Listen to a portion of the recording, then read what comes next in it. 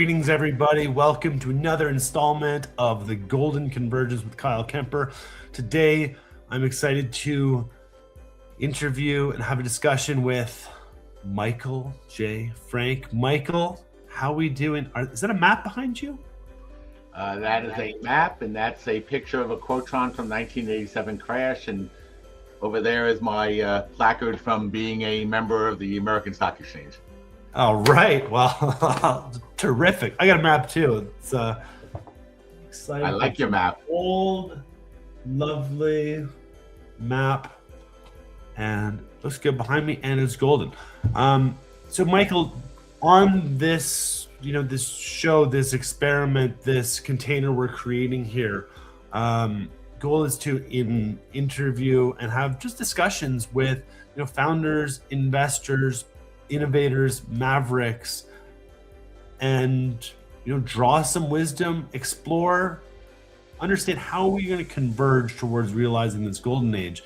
And before I had a little bit about your background, but I would really love for you to just share, what's your journey been so far? I mean, it's kind of a hard one, actually. When you used all those words, I sort of fit under all of those. My career is not one of corporate kind of things and working for people. I've been an entrepreneur my whole life.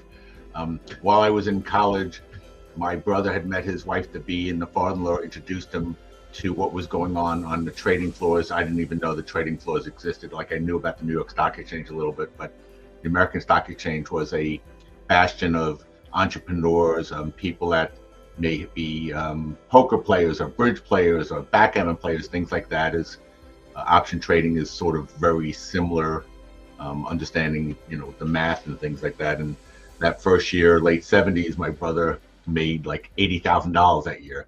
And that was a boatload back then. And my dad had worked for a retail company and made 42.5 after 20 years. And I immediately just became enthralled with it, and given the opportunity to ride in the back of a car at 6 o'clock in the morning every morning to go into Wall Street area as a senior at college was onerous, considering I was staying up late and doing whatever you do in college.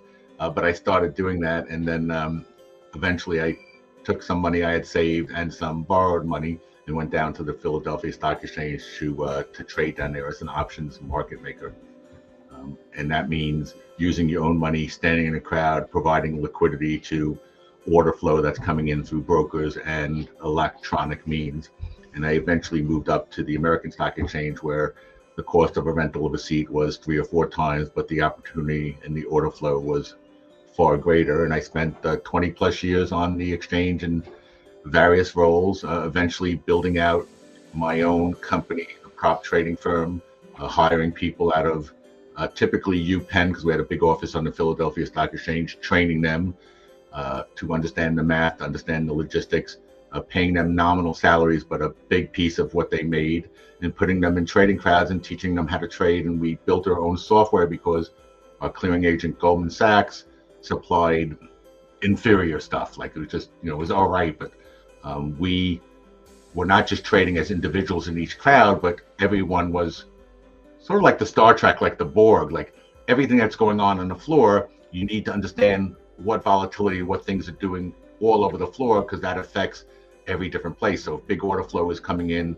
towards the weekend to sell lots of options on a Thursday or Friday, because options decay a lot over the weekend, you would need to know that, and you'd message everybody, so everybody was sort of part of the team, and no person eventually was paid just on their production, because they might be buying a lot of options here and we're scaling and selling it off in another crowd to reduce risk.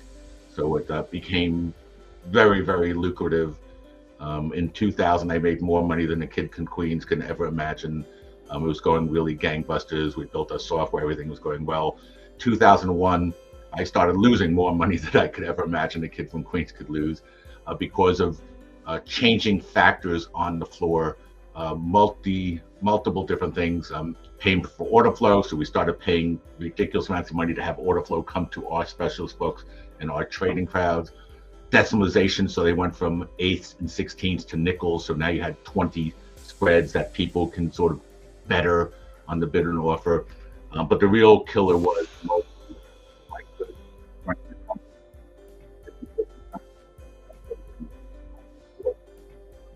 Intel crowd in the back months, and I traded Sorry, away. sorry, Michael. I'm gonna. You said the real killer was, and then Oh, I the real think those behind the killer decided to muffle your voice. okay, the real killer was multi-listing. So where Intel was only on one trading crowd, and there were hundreds of calls and puts, all of a sudden it was on 6 exchanges.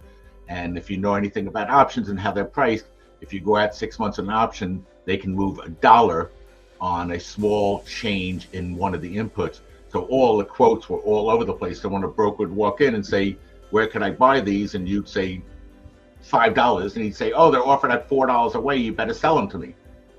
I don't want to sell them at $4. I'll pay 4.5.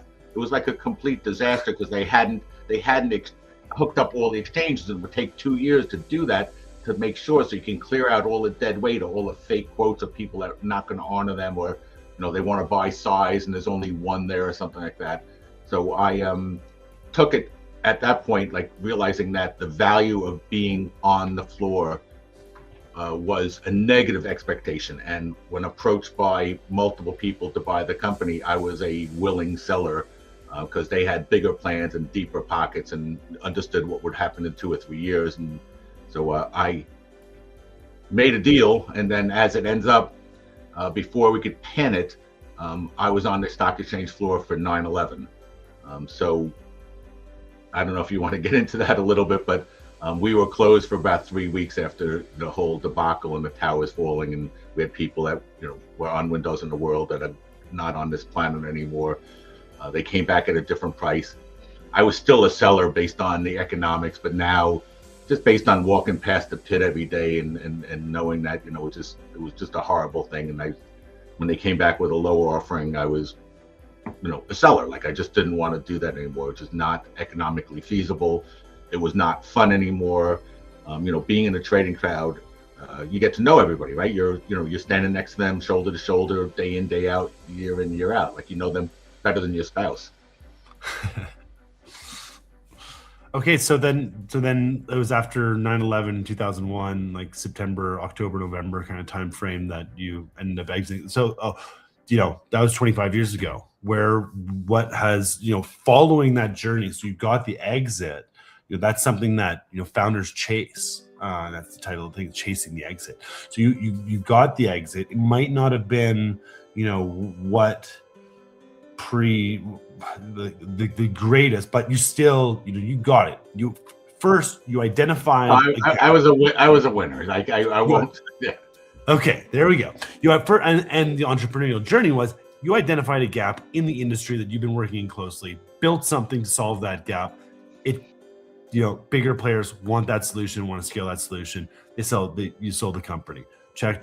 That's like, the super thin slice. And then after that, after you've got your exit, now comes a journey. Now comes a kind of a shift. Did you start another company? What did you do in let's say the 5 years after that? So I lived out in Essex County, New Jersey, not far from New York City, about 15 miles.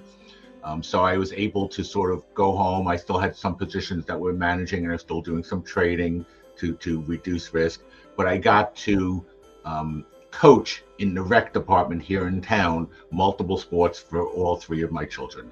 I loved it. We did roller hockey and baseball and women's basketball and wrestling and soccer. Like, it was just endless. And there's something to be said for spending time with your family as they grow up. And people don't understand. They're chasing things, but they don't spend enough time with their family and understand that. And I am, significantly older than my partners, and I can tell you that it goes by like that very fast. And you should spend time with your family and your parents and things like that. I have a friend who's was on the West Coast, and I spoke to him and I said, "How's it going?" And coming in, he said, "Yeah, I come in for my yearly trip to my dad," and he's like in his 60s.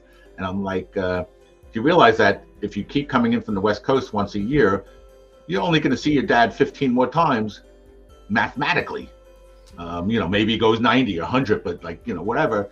And it really hit hard to him, and he's doing well on the West Coast, and he changed his whole life.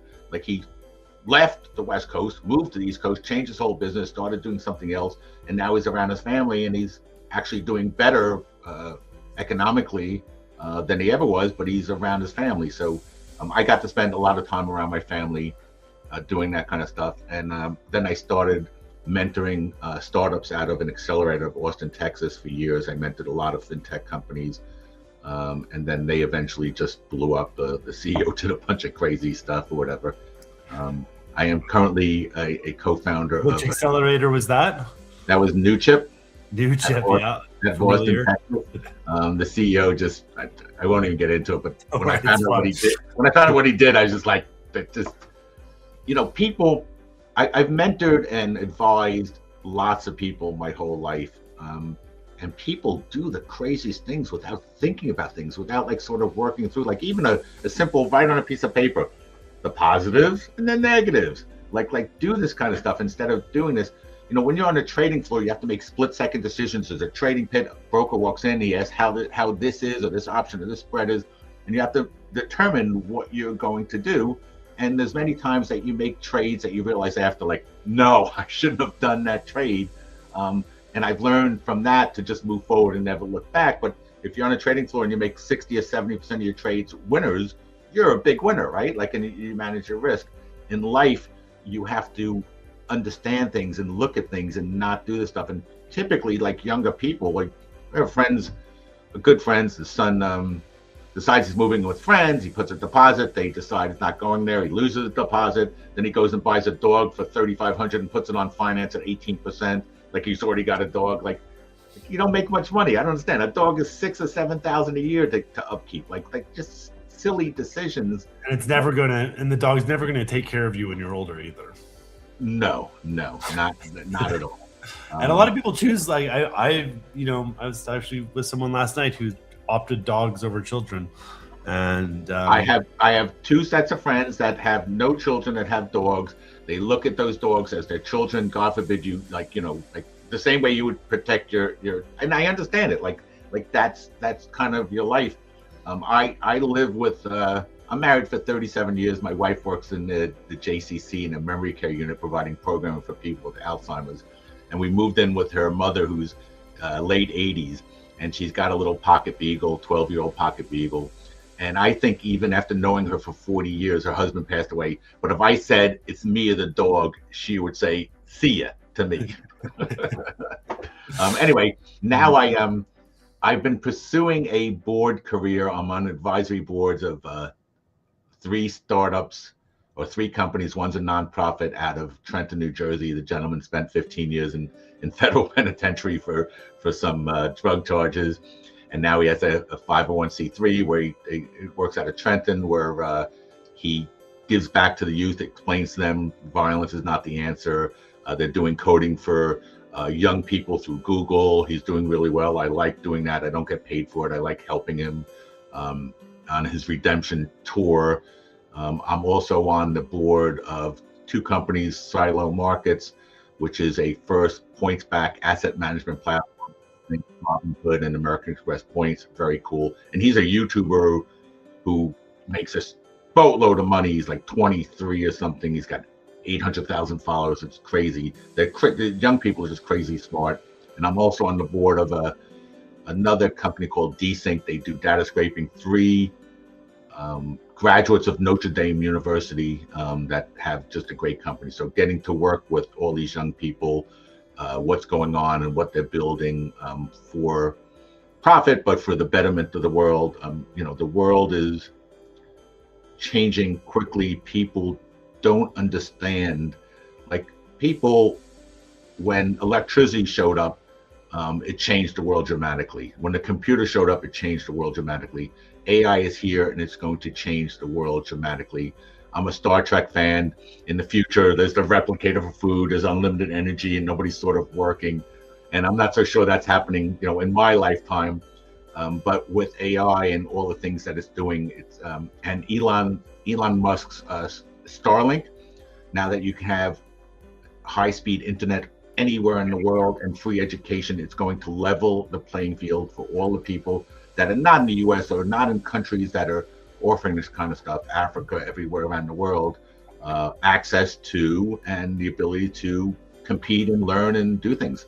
It's exciting times. It's very exciting times, and it's like, you know, many people find the times scary, and I think this is especially for, I mean, for everybody. Just be very careful about, you know, the words that are influencing your state of being.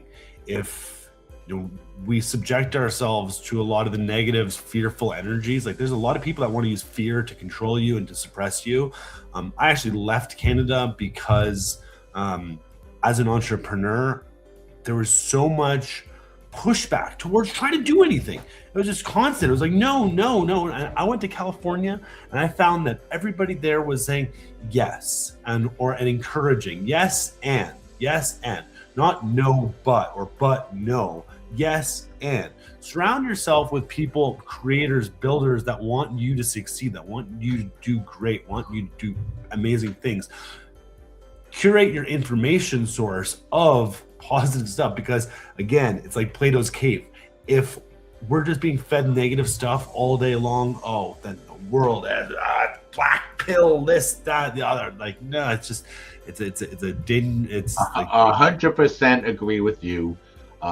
Social media sells by, you know, and all the legacy media, they're all have an axe to grind, and they're selling this kind of, you know, hype you up and try and keep giving you those kind of stuff. You have to you have to like look at that and like cut off those sources that are like that. I had a friend recognize the algorithm too. Like, you know, it will, if you're depressed and like consuming a lot of negative energy, it will just feed you more.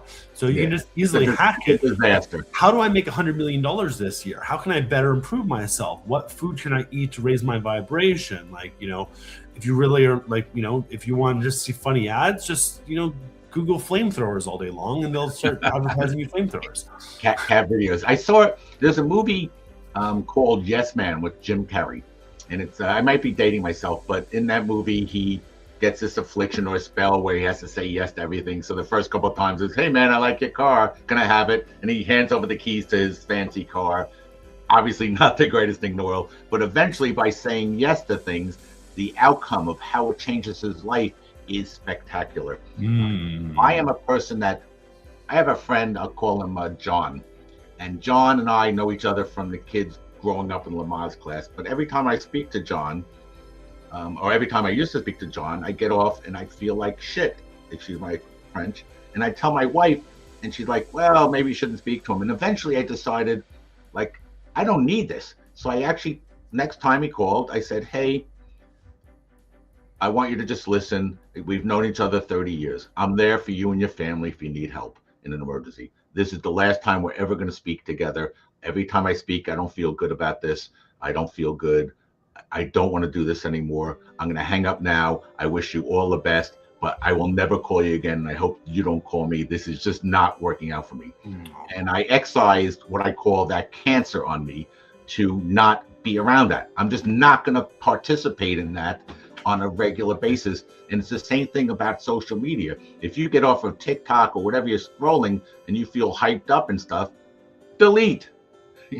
Delete. Don't do that. Do things that are positive. Get out there, walk the dog, get some fresh air, get off the screens. Yeah. They connect with other people who are building. Like, that's what I love about, being in entrepreneurial states and honestly getting into like innovative flow states is, okay, yeah, you couldn't, like, for the same time, like, the scrolling and the dopamine is taking place. And honestly, for a lot of like, really high performing people, that kind of like satiates like some ADHD. So I'm not going to say it's the end of the world. But you can also be literally like, coding, creating, or exploring. And I think, back to something you said about, being with your children. I mean, I have 6 children. I'm in Steamboat, Colorado right now. I made the lifestyle decision to say, you know what? This winter, I'm going to take my whole family and we're going to go live in the mountains. And I'm going to set my calendar from 8 a.m. to 11:30 every day as window time. That's when the kids are homeschooling. And then at 11:30, we all get dressed, we pile in the car, and we go to the mountain. And we've done that now for almost 60 days straight, a couple days my off. goodness. But every day I'm out there with the family and we're skiing our butts off. And then in the morning, I get back and I do this, and it is so beautiful. And it's also nice to have these boundaries as well, where it's like, you know, I do a late night shift too, and I find I'm like know myself, and I can be very creative. And at night it's nice too because, you know, it's not as like I'm in my own world, and that's where it's like, you know, I was literally coding up a crypto wallet, like. In my opinion, the easiest crypto wallet of all time.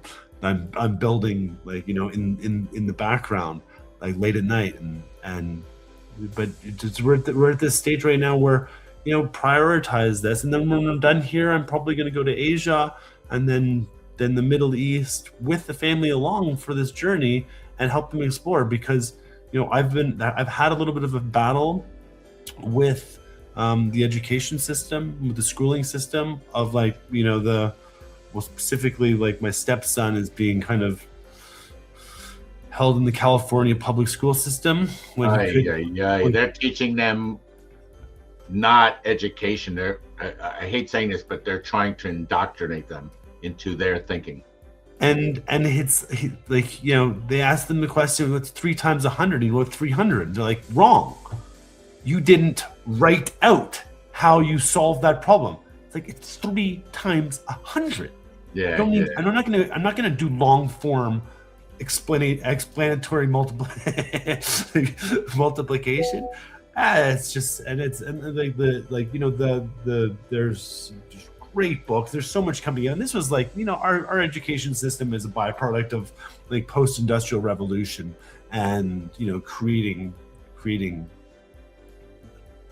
good workers. I was in the city, New York City, last night for an event, and then we went to a networking event. Something. The guy I was with is from Brussels. Him and his brother, and it's apparent to me that, like, when you grow up in the United States, I mean, it's like 2 hours to the next state here in New Jersey, like, depending on which, not New York, but like Pennsylvania. In Europe, 2 hours is another country or 2 other countries. So you learn to see how other people live, and the Italians live different than the Germans, and different than the Spaniards, different than all those people. And I think it creates you a better person growing up to understand how other people think. Here in the U.S., you know, not too many people speak more than one language, right? Or Spanish or English or something. In these, like, he speaks like 6 languages. He grew up doing that. So, you know, if you're in the Ozarks, you know, you meet people from New York and you see the diversity there. To you, it's like completely foreign. I'm in New York. It just seems normal to me that, you know, every color, everything there, like, it's just what it is. But I think, you know, barring the coast of, you know, the West Coast and the East Coast in between, it's, you know, it's a lot different. But I'm for a world of treating everybody properly and with respect. And I think most people are that you meet, and the stuff they're selling is, you know, just bad stuff. And it's, you know, it's just so political. Like, I just hate it, like, the whole thing. I think they should get rid of the whole Republican Democrat system, or at least have term limits. 4 years. That's it. In and out. No golden parachutes. Let's go. Like, guys like you and I are coming in help. I wrote a book called Canada, How We Return Power to the People, after, like, the trucker situation celebration in Canada. Yeah, and the government putting their footprint or their foot on their neck. Yeah, well, and like, using state media to create, you know, a completely different reality for the hypnotized masses, where they, you know, programmed them to think that, you know, these people who are demonstrating their civic responsibility or showing up out of civic responsibility were white nationalist, fascist Nazis. They literally staged photos with Nazi, like, provocateurism. Like, it's nasty.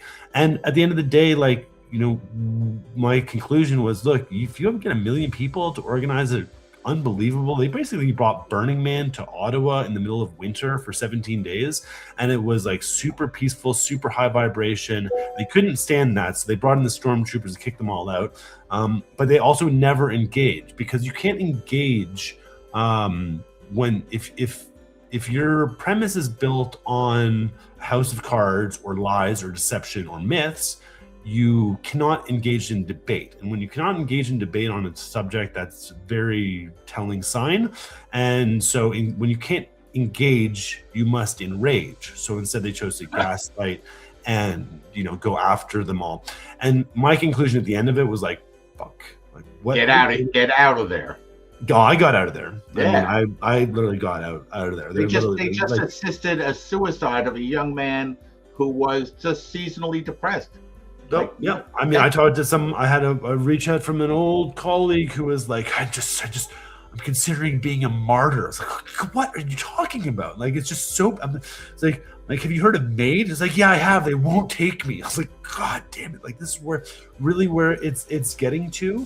But at the crux, and then I see, okay, we've just given another $2 billion to Ukraine, when we can't support our own things.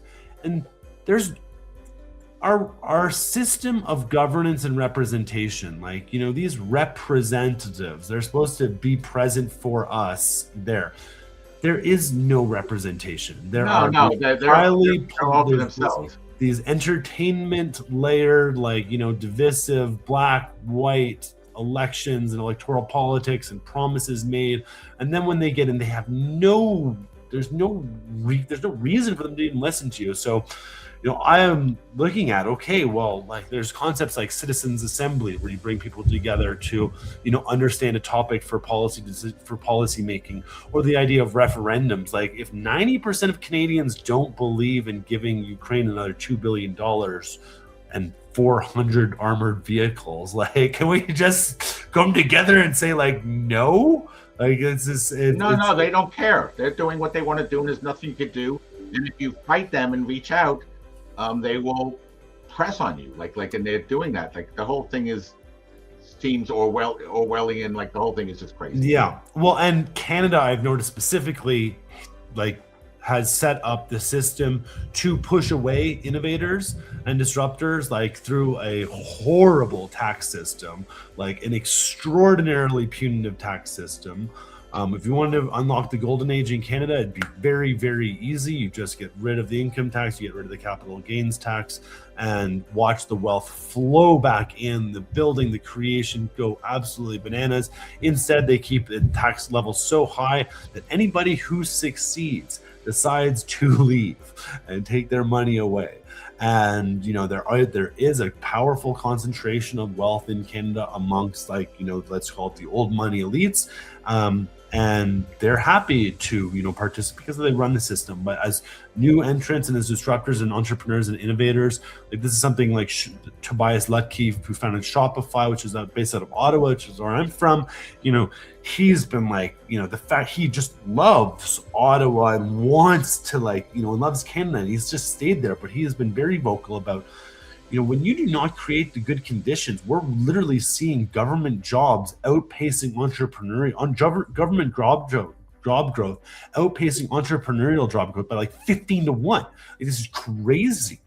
Same thing going on in California. They have made it unacceptable and untenable to live there. Every big company is leaving. Anybody who has any sense doesn't want their children taught what they're teaching. They're thinking of lowering a passing grade to a 30 in some of the schools in California. Like, come on, like, this is insane. And you can't take your kids out of them in some cases too. Yeah, no, it's a shame. As I'm dealing with, like, with a lower vibrational X who wants the structure, because he's incapable of, like, really making his own decisions. So it's like, oh, I can just rely on the state because the state will protect me and it knows what's best, and it'll at least provide structure and order. And it might not, like, it might not enable my, Jedi son or prodigious Jedi son to be his full, but at least I'll feel confident knowing there's structured order. And I'm like, bitch, let's fucking go to Asia. Let's go skiing for a season. Let's go around the world. Sounds Let's exciting to beat me. the best of the best. I want him to be right sitting next to me right here for these discussions and asking you questions and asking you advice and like, putting it out there and saying, oh, I see this problem. You know what? Let's vibe code up an app, a solution. Let's integrate Stripe. Let's see if we can make some revenue. Let's we could probably make revenue in less than 24 hours on this. It's where we're at now. I'm going to show you the back of my phone, and it says, always learning, always listening. And, if you keep your mouth shut, you'll actually learn. When you're speaking, you're only saying things you already know, so who needs that, right? I'll show you the back of my phone. Oh. That's the Doge. Do only good every day. Wisdom from the funniest meme of all time. Michael, as we kind of, I don't know, we're 30 minutes in here, and I like to try and kind of keep it to that. This was great.